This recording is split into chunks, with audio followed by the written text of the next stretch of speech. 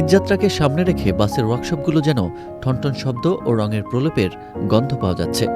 চলছে পুরোদমে প্রস্তুতি, পুরাতন বাসগুলো রঙের প্রলেপে নতুন হচ্ছে। ঈদকে কেন্দ্র করে বাসের সিন্ডিকেট ও মাথাচাড়া দিয়ে উঠেছে। রাজধানীতে চলাচলকারী গণপরিবহন দূরপাল্লার রুটে চলাচলের প্রস্তুতি চলছে। এদিকে যাত্রী আকর্ষণ বাড়াতে বাসে বিভিন্ন নকশা ও ট্যাব বসানোর কাজ করছেন শ্রমিকরা। অন্যান্য বছরে যেভাবে মেরামত করতে হয় হয়তো এই বছর একটু কম হইতে আছে, অন্যান্য বছর একটু বেশি ছিল, কিন্তু এবার এই বছরে তেলের সংকটের কারণে গাড়িগুলো আসছে না গ্যারেজের বিন্দু। ঈদকে সামনে রেখে ফিটনেসবিহীন পুরাতন ও লক্কর-ঝক্কর গাড়ি সংস্কারে ব্যস্ত সময় পার করছেন বাস মেরামত করার কারিগররা।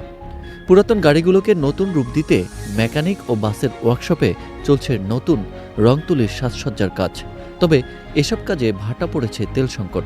বাস সংশ্লিষ্টরা বলছেন, তেল সংকটে অনেকে গাড়ি সড়কে নামাতে পারছেন না। তেল সংকট সমাধানের দাবি জানান তারা। সামনে তো ঈদ বাজার, আমরা চাম একটু বেশি ইনকাম করতে চাই, তখন তো আমাদের গাড়িটা বেশি চালাতে হবে। এখন 2 টিপ পরে তখন 3 টিপ মারতে হবে।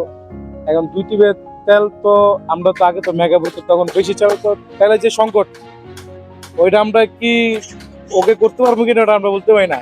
এদিকে ঈদযাত্রায় মানুষের বাড়তি চাপের কারণে দেশের সব সড়কে যাত্রী চাপ বেড়ে কয়েক গুণ।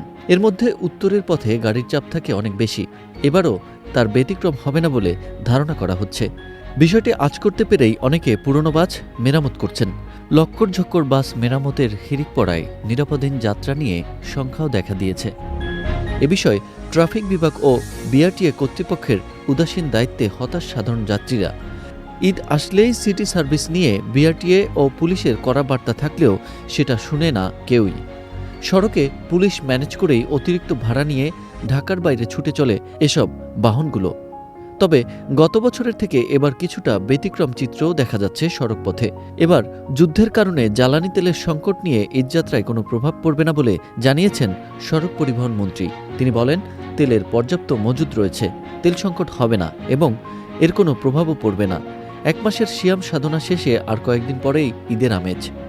স্বজনদের সঙ্গে ঈদ আনন্দ ভাগাভাগি করতে গ্রামের পানে ছুটবেন মানুষ। তাই এবারের ঈদযাত্রা কতটা স্বস্তিদায়ক হবে সেটা এখন দেখার বিষয়।